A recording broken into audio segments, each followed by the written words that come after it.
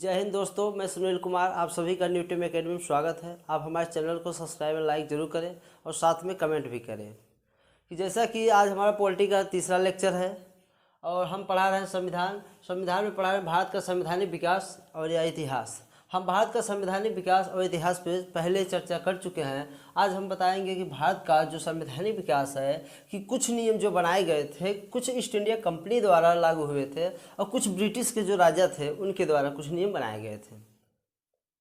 तो पहले देखिए, जो पहला नियम बना हमारा रेगुलेटरी एक्ट 1773 का और दूसरा बना हमारा पिट्स इंडिया एक्ट 1784 का और इसके बाद विशेष अधिनियम आया था हमारा 1786 में। इसके बाद चार्ट एक्ट 1793 में, दूसरा चार्ट आया हमारा चार्ट एक्ट 1813 में, तीसरा चार्ट आया 1833 में और चौथा चार्ट आया 1853 में। तो कितने हमारे जो चार्ट हैं इसको भी आप लोग ध्यान में रखिएगा। और इसमें एक चीज़ और हम सभी को बता दें कि जो ये देखिए रेगुलेटिंग एक्ट और जो पहला हमारा जो चार्ट है 1793, इसके बीच में 20 वर्षों का अंतर है। 20 वर्षों का अंतर है और 93 से 1813 के बीच में भी 20 वर्षों का अंतर है। 1813 और 1833 के बीच में भी 20 वर्षों का अंतर है और 1833 और 1853 के बीच में भी 20 वर्षों का अंतर है।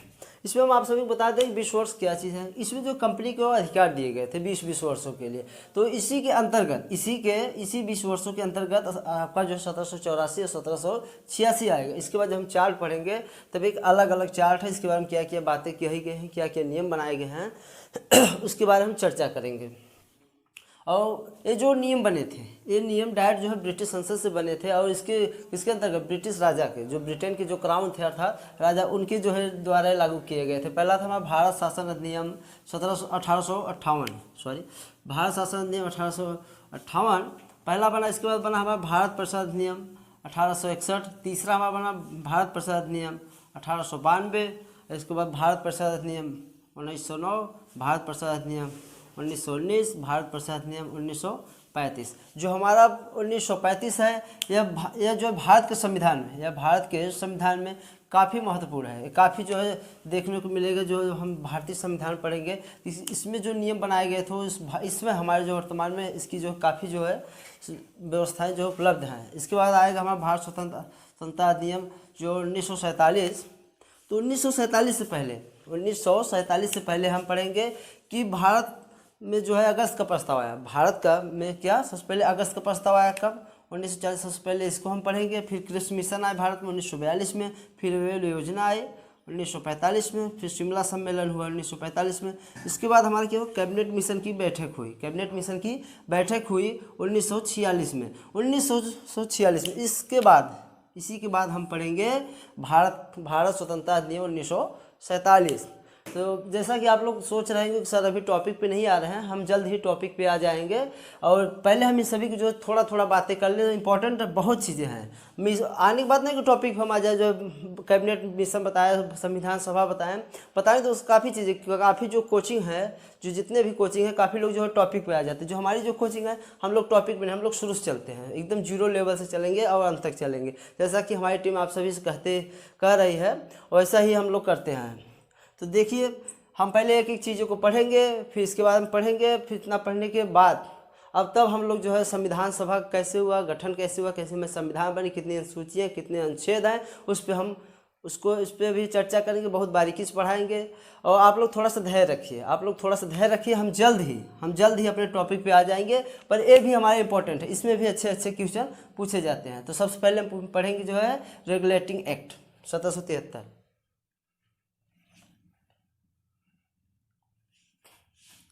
तो जो हमारा रेगुलेटिंग एक्ट है 1773 में पारित हुआ।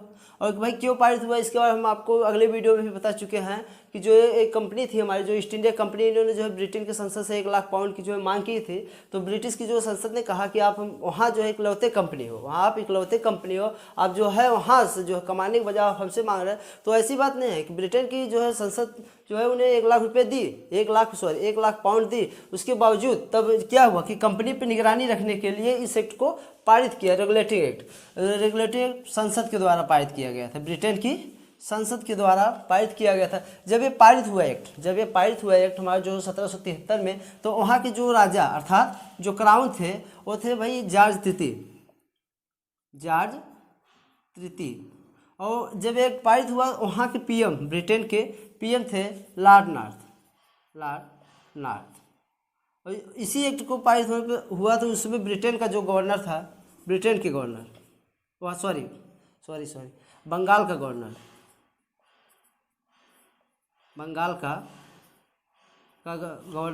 Lord Warren Hasting.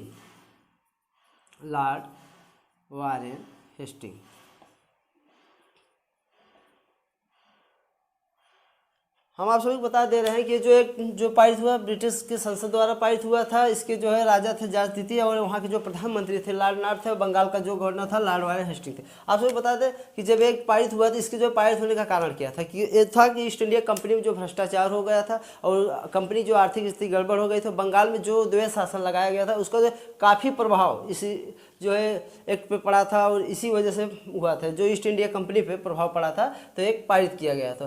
तो हम आपको जो इसी एक्ट में और जो इम्पोर्टेंट बातें हैं, भी इम्पोर्टेंट बातें हैं, याद रखना। इसके बाद जो इस पर हम चर्चा कर रहे हैं कि जो है बंगाल का गवर्नर था, इसके जो है पद अब चेंज कर दिया गया, इसको बना दिया बंगाल का गवर्नर जनरल बना दिया गया, बंगाल का गवर्नर जनरल बना दिया गया।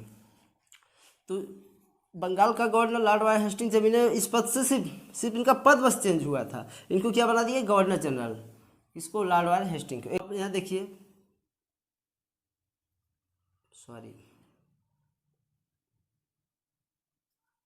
बम्बई और मद्रास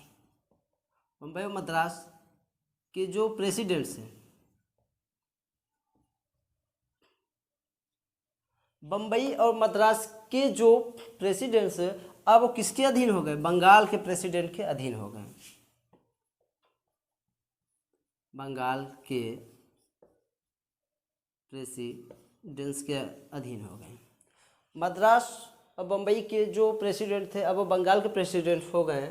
तो यहाँ एक चीज़ और ध्यान देना कि बंगाल, मद्रास, बम्बई, इन तीनों क्षेत्रों का गवर्नर, जो इन तीनों के जो है प्रेसिडेंट के जो गवर्नर थे, प्रेसिडेंट के जो गवर्नर थे, अब वो बंगाल के जनरल गवर्नर के अधीन हो गए। किसके अधीन हो गए भाई, बंगाल के गवर्नर जनरल के अधीन हो गए, इतना बात आप सभी समझ में आएगा कि मद्रास और मुंबई के जो प्रेसिडेंट थे बंगाल के प्रेसिडेंट के अधीन हो गए, और इन तीनों जो क्षेत्र थे, मतलब बंगाल, मद्रास और मुंबई के प्रेसिडेंट के जो गवर्नर थे किसके अधीन हो गए, बंगाल के गवर्नर जनरल के अधीन हो गए। इनकी सहायता के लिए 4 कार्यकारिणी परिषद की गठन किए गए। कितने भी, 4 कार्यकारी परिषद का गठन हुआ। तो एक चीज़ और ध्यान देना, जो बंगाल के गवर्नर जनरल थे, इनका जो है अधिकार क्या था, इनका अधिकार था कि युद्ध, संधि और राजस्व संबंधित अधिकार गवर्नर जनरल को दिया गया था। और इनकी जो कार्यकारी जो परिषद थी, जो कितनी 4 सदस्यों वाली जो इनकी जो परिषद थी, इनका जो अधिकार था कि शासन संचालन और समय समय पर नियम विनिमय और अध्यादेश जारी करना। इनका जो है कार्यकाल 5 वर्षों का था, 5 वर्षों तक था। तो इसे रिलेटेड बात जो है, इसी में 1774 में जो है कोलकाता में सुप्रीम कोर्ट की स्थापना की गई। आप लोग इसको जो नोट करना चाहे नोट कर सकते हैं, या स्क्रीनशॉट भी ले सकते हैं।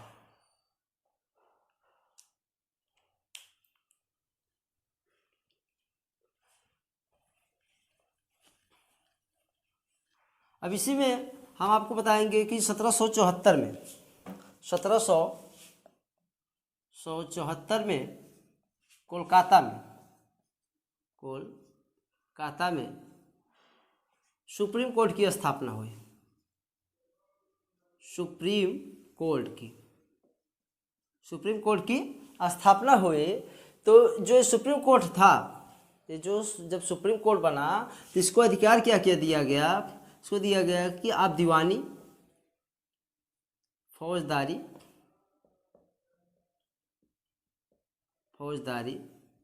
जल सेना,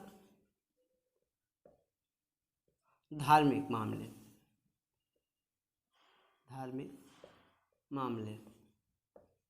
अर्थात इस कोर्ट में सिर्फ दीवानी, फौजदारी, जल सेना और धार्मिक मामले की जो भी बातें होती थी, जो भी समस्या होती थी, इसी का निपटारा किया जाता था। तो इस सुप्रीम कोर्ट के मुख्य न्यायाधीश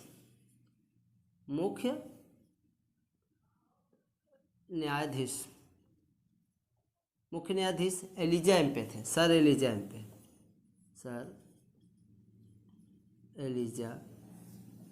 एम्पे। इसी सुप्रीम कोर्ट में, ये तो भाई मुख्य थे सर एलिजा एम्पे, इसके बाद 3 और न्यायाधीश थे। कितने? 3 और न्यायाधीश थे। वो कौन कौन थे भाई? पहले थे चेम्बर्स,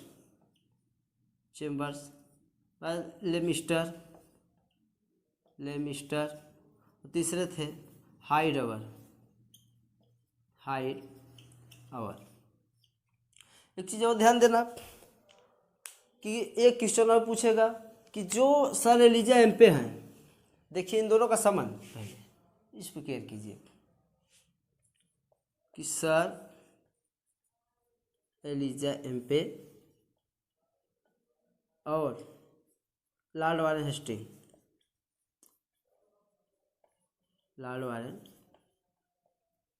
हेस्टिंग, ये दोनों एकदम बहुत प्रिय मित्र थे।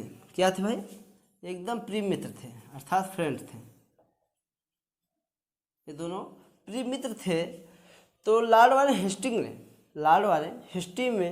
ने नंद किशोर को मारने के लिए एलिजा एम्पे से कहा कि आप चाहे कुछ भी करके, चाहे जो भी धारा लगाइए, चाहे जो भी किसी भी मामले में फंसा करके, किसको भाई?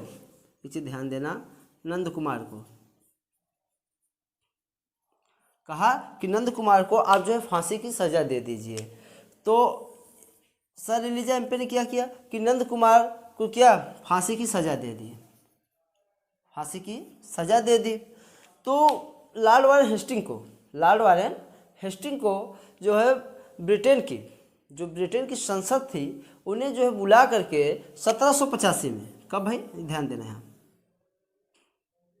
1785 में इनके ऊपर महाभियोग चला गया। किसके ऊपर? लॉर्ड वारेन हेस्टिंग को। देखिए 1785 में इन्हें ब्रिटेन की संसद ने बुला करके इनके ऊपर क्या चला? महाभियोग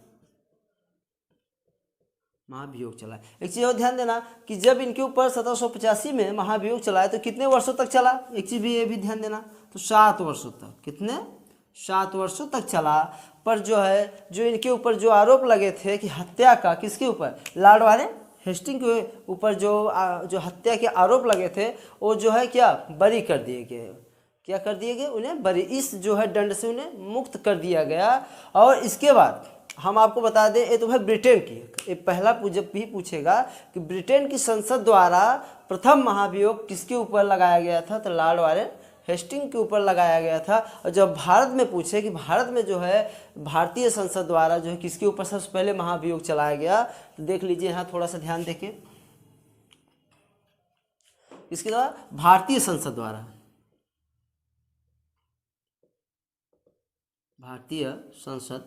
द्वारा सबसे पहला महाभियोग किसके ऊपर चलाया गया था, तो ये थे सुप्रीम कोर्ट के जज। कौन थे भाई? सुप्रीम कोर्ट के जज थे वी रामास्वामी थे। सुप्रीम कोर्ट के जज वी रामास्वामी थे। इनके ऊपर कब चलाया गया था? तो 1993 में चलाया गया था। ये जब भारतीय संसद में प्रथम थे। क्या थे भाई? प्रथम। चीज भी ध्यान देना। और दूसरे नंबर पे जो इनके ऊपर चलाया गया था, दूसरे नंबर पे जिनके ऊपर चलाया गया था तो कितने में? 2011 में चलाया गया। ये कोलकाता के जज थे। कोलकाता अर्थात कलकत्ता के जज थे। जज कौन थे भाई? सुमित्रा सेन। सेन, इन्हीं के ऊपर जो है महाभियोग चलाया गया था। एक चीज़ और ध्यान देना कि जब एक पारित हुआ रेगुलेटिंग 1773 में, तो जो है इसका जो मुख्य प्रभाव भारत में क्या पड़ा? इसका जो प्रभाव पड़ा, पहला तो इसका प्रभाव पड़ा क्या कि इन्होंने जो है ईस्ट इंडिया कंपनी पर क्या निगरानी रखने, अर्थात ईस्ट इंडिया कंपनी पर क्या नियंत्रण स्थापित हो गया। दूसरा जो था कि भारत में केंद्रीय प्रशासन की नींव रखी गई। दो चीज़ें जो है हुई। पहला पॉइंट ध्यान देना कि ईस्ट इंडिया कंपनी पर क्या नियंत्रण स्थापित करना। दूसरा था कि भारत में केंद्रीय प्रशासन की नींव रखना।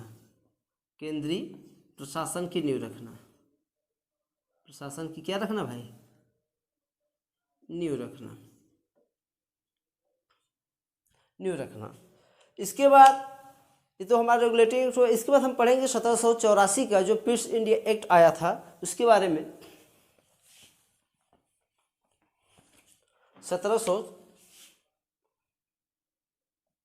1784 में ये एक्ट पारित हुआ था। कौन? पिट्स इंडिया एक्ट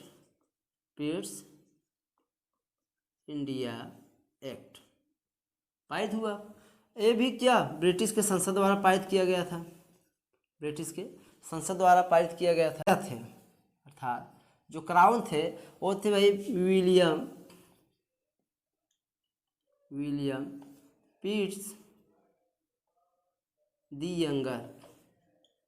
ध्यान देना सबसे इंपॉर्टेंट बात कि पिट्स इंडिया एक्ट 1784 में पारित हुआ, ब्रिटिश संसद के द्वारा पारित किया गया था। जो इसके राजा थे, जो इसके कहाँ के ब्रिटेन के राजा थे, विलियम पिट्स दी यंगर, इन्हीं के नाम पर ये पिट्स इंडिया एक्ट रखा गया है।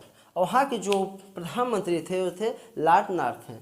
हम बता दें कि इसका जो है कारण क्या था।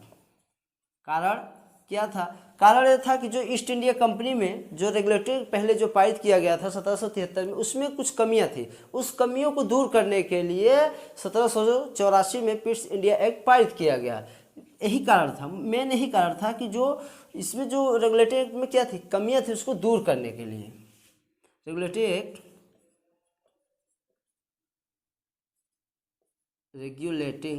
एक्ट की कमियों को दूर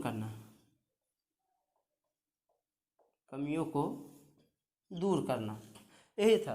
तो पहला हम आपको बता दें कि इस एक्ट को जब ये पारित किया गया पिट्स इंडिया एक्ट, तो ब्रिटिश की संसद ने जो नियम बनाए, उन्होंने कहा कि जो भाई उनका तो नियंत्रण हो गया था कंपनी पे। इन्होंने कहा कि अब हम कंपनी को दो भागों में बांटते हैं। कितने? दो भागों में, अर्थात द्वैत शासन। ईस्ट इंडिया कंपनी पर क्या लगा दिया गया भाई? द्वैत शासन लगा दिया गया। ध्यान देना, ईस्ट इंडिया कंपनी पर द्वैत शासन लगा दिया गया।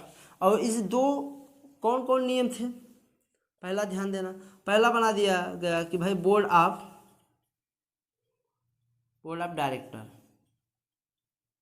डायरेक्टर्स, अर्थात निदेशक मंडल।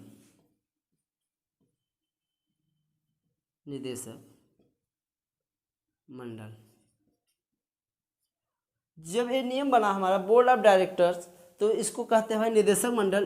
कहा कि ब्रिटिश संसद ने कहा कि ईस्ट इंडिया कंपनी को कि आप जो है सिर्फ व्यापारिक मामले देखिए। क्या मामले देखिए?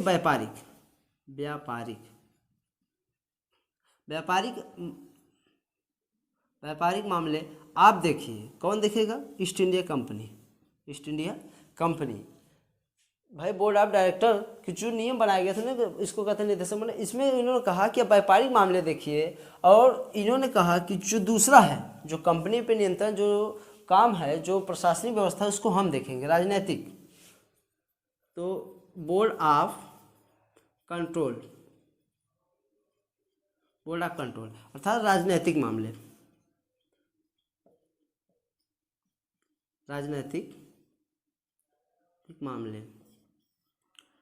तो कहा गया कि बोर्ड ऑफ कंट्रोल मतलब राजनीतिक मामले हम देखेंगे।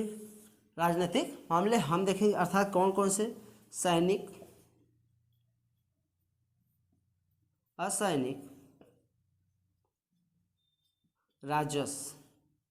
राजस्व संबंधित हम देखेंगे तो ये जो बोर्ड ऑफ कंट्रोल था, ध्यान देना, ये बोर्ड ऑफ कंट्रोल जो इसका जो गठन हुआ था, कहाँ पे गठन किया गया था, इसका जो मुख्यालय जिसको कहते हैं, कह सकते हैं, तो इंग्लैंड में हुआ था। कहाँ? इंग्लैंड में इसकी जो है, तो इसका मेन उद्देश्य हम आपको साफ साफ बता दें कि जो है वहाँ से जब ये पारित किया गया, कहा कि आप भाई जो सिर्फ व्यापारिक मामले देखिए और हम जो है कंट्रोल मतलब राजनीतिक मामले, सैनिक। इन्होंने कहा कि हम इंग्लैंड में बैठे अब इन्होंने क्या किया कि इंग्लैंड में बैठे ईस्ट इंडिया कंपनी पर निगरानी रखने लगे और जितना भी था राजनीतिक मामले वो अपने कंट्रोल में ले लिए, अर्थात प्रशासनिक व्यवस्था वो अपने कंट्रोल में ले लिए। कौन? जो थे इंग्लैंड के राजा।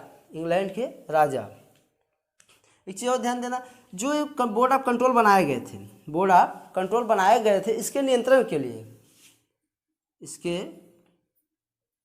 के लिए ध्यान देना, थोड़ा ऊपर,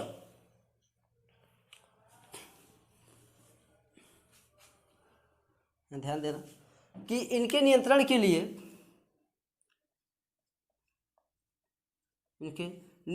छह सदस्यीय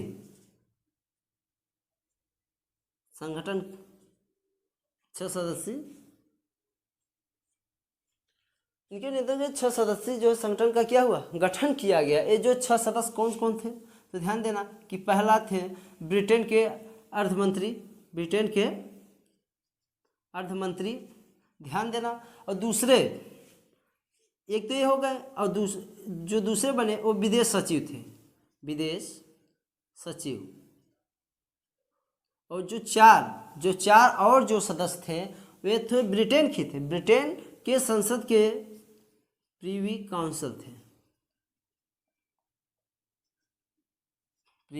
काउंसिल के सदस्य थे। तो अर्थात 6 यही सदस्य थे। एक चीज़ और ध्यान देना, तो जब इसके नियंत्रण के लिए बना दी गई तो जो इसमें एक चीज़ और बदलाव किया गया, तो जो हम लोग पढ़े थे कि रेगुलेटिव 1773 में जो ब्रिटेन की जो इसके लिए इनकी सहायता के लिए जो गवर्नर थे जो जनरल गवर्नर थे उनकी जो है सहायता के लिए कितनी, 4 जो है सदस्य की गठन किया गया था। कितनी? 4। तो इसमें क्या किया, गवर्नर जनरल की जो है परिषद की संख्या कितनी, 4 से 3 कर दी गई। गवर्नर जनरल की कार्यकारी परिषद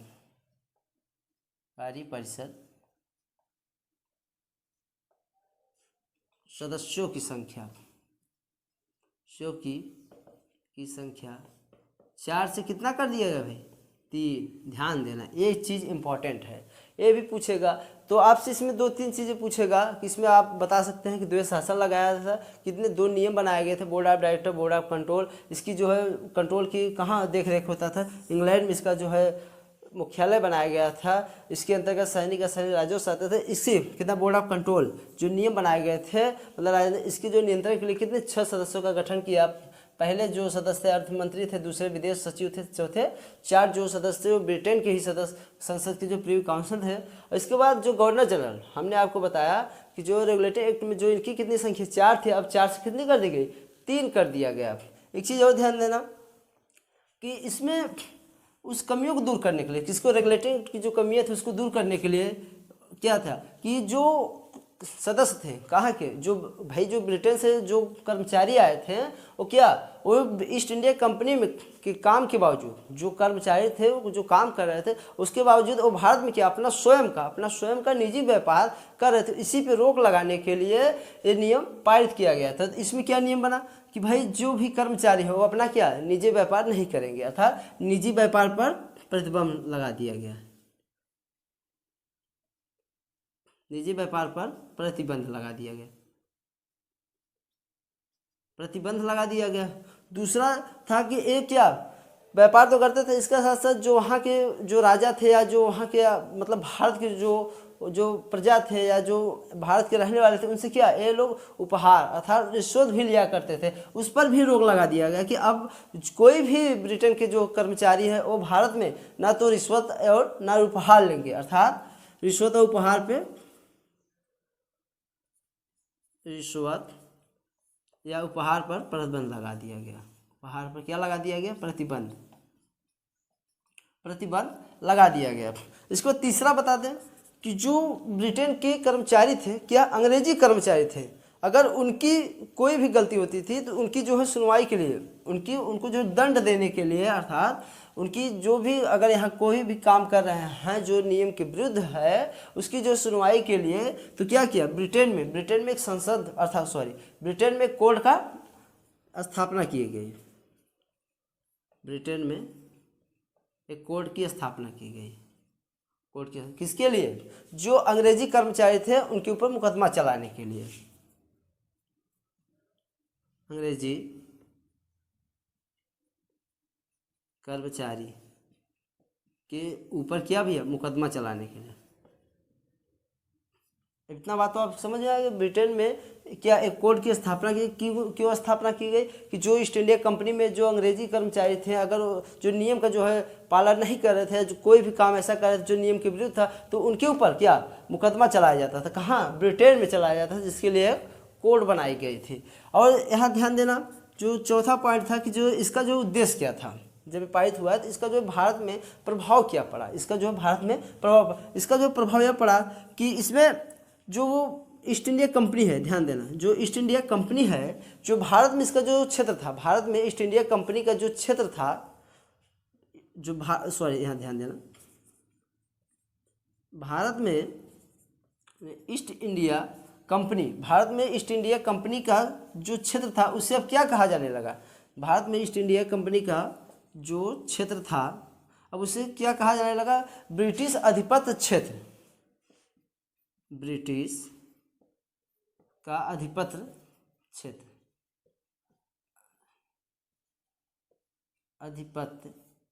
क्षेत्र, कहा जाने लगा। इसे तो भारत में ईस्ट इंडिया कंपनी का जो क्षेत्र था, अर्थात ईस्ट इंडिया कंपनी जो जितने भारत पे जो अपनी जो शासन व्यवस्थाएं जो बनाई हुई थी, अब उस पर उसको क्या कहा जाने, ब्रिटिश का अधिपत्य क्षेत्र कहा जाने लगा। तो ये थी इसकी जो है बातें फिर से ईस्ट इंडिया की। अब हम बात करेंगे जो 1786 में जो विशेष अधिनियम पारित हुआ उस पर हम चर्चा करेंगे।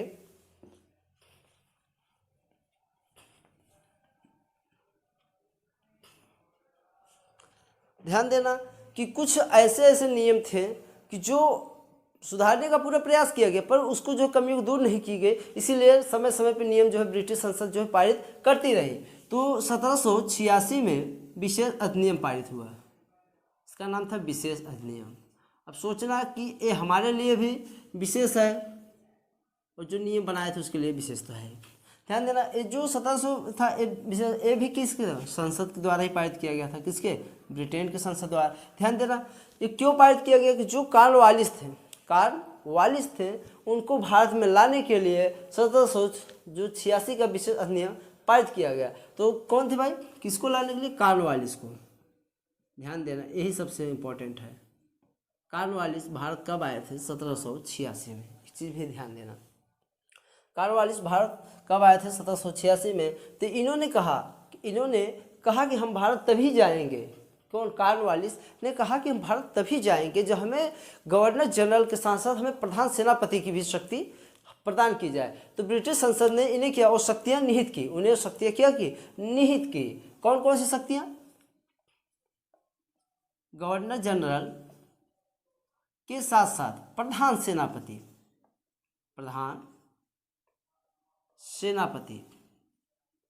ध्यान देना, गवर्नर जनरल और प्रधान सेनापति दोनों शक्तियां कॉर्नवालिस को दी गई। कौन सी भाई, दोनों शक्तियां, ध्यान देना है।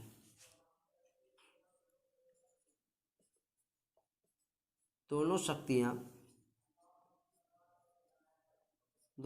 किसको दी गई, कॉर्नवालिस को। ध्यान देना, दोनों शक्तियां कॉर्नवालिस को, जो हमारी जो गवर्नर जनरल के जो सदस्य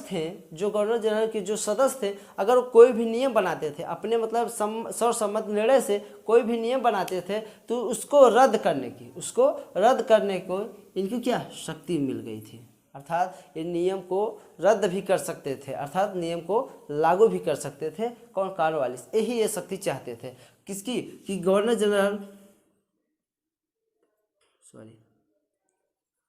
जनरल कि बनाए गए नियमों को क्या करना, रद्द करना। ध्यान देना, गवर्नर जनरल के परिषद के नियम जो भी बनाते थे, नियम उनको क्या रद्द करने की शक्ति दी गई। ध्यान देना कि 1786 का विशेष अधिनियम किसके द्वारा पारित किया? संसद द्वारा। क्यों पारित किया? क्योंकि कॉर्नवालिस को भारत लाने के लिए बहुत बुद्धिजीवी थी कि उन्होंने कहा कि जाएंगे भारत में कुछ न कुछ जो है प्रभाव करेंगे, प्रभाव भारत के लिए बनाएंगे। देखिए, इन्होंने कहा कि हम भारत तभी जाएंगे जो हमें गवर्नर जनरल और प्रधान सेनापति, मतलब दोनों की शक्तियाँ जो हमें मिल जाएंगी तभी हम जाएंगे। क्यों? क्योंकि इन्होंने कहा कि जो गवर्नर जनरल की जो परिषद के जो सदस्य हैं, जो नियम बनाते हैं, क्या बनाते हैं? जो नियम बनाते हैं उसको हम क्या कर सके? रद्द कर सके या लागू कर सके। ये इनको जो है अधिकार दिया गया था कि जो इनके नियम बनाए गए हैं आप उसको रद्द कर सकते हैं या तो लागू कर सकते हैं। तो ये सबसे इम्पोर्टेंट बातें थी। और इनकी जो है 2-3 चीज़ इन्होंने जब भारत में आए तो 2-3 चीज़ की इन्होंने अच्छा काम किया। ध्यान दीजिएगा कि पहले सिविल सेवा जो आज हमारे देश में है वो सिविल सेवा सबसे पहले का इंग्लैंड में, उसका एग्जाम इंग्लैंड में होता था। तो इन्होंने जो जब आए कॉर्नवालिस तो इन्होंने भारत में भी जो सिविल सेवा की जो है शुरुआत कर दी। तो सिविल सेवा का जनक भारत में किसे माना जाता है? कॉर्नवालिस को। भारत में ध्यान देना, सिविल सेवा का जनक कॉर्नवालिस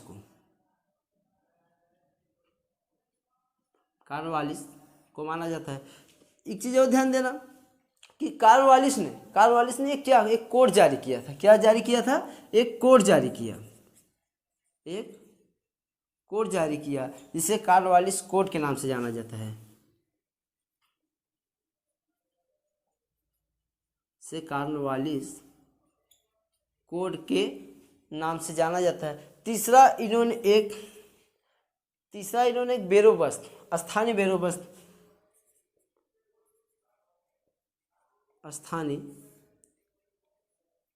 बेरोबस्त की शुरुआत की थी। एक चीज़ और ध्यान देना कि सिविल सेवा का जनक कॉर्नवालिस को कहा जाता है। जब ये 1786 में आए थे तो इन्होंने एक कोड जारी किया था, उस कोड का नाम था कॉर्नवालिस कोड था और स्थानीय बेरोबस्त की जो शुरुआत की थी। एक चीज़ और ध्यान देना, इंपॉर्टेंट बात है कि सिविल सेवा, यहाँ एक चीज़ और ध्यान देना कि जब भारत में अगर पूछा जाए कि जो है सबसे पहले सिविल सेवा की परीक्षा को मतलब कौन से व्यक्ति ने उत्तीर्ण किए थे या किसने उत्तीर्ण किए, तो ध्यान देना यहाँ इस चीज़ पे ध्यान देना।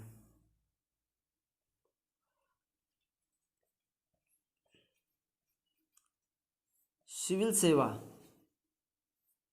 को भारत में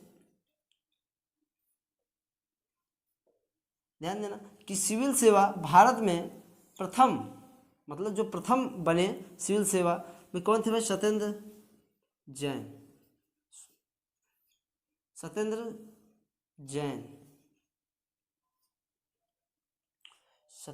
जैन कब बने थे भाई?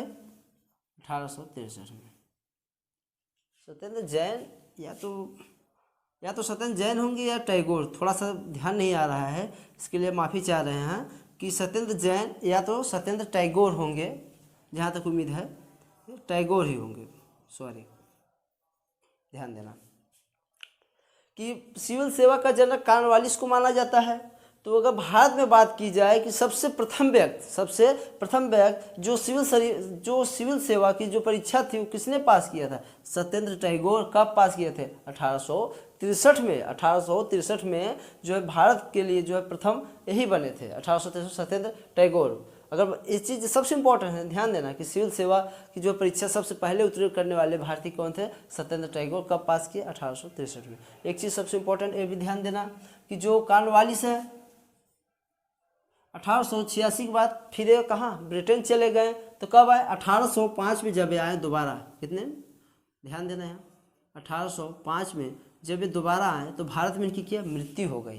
भारत में इनकी क्या हो गई? मृत्यु हो गई।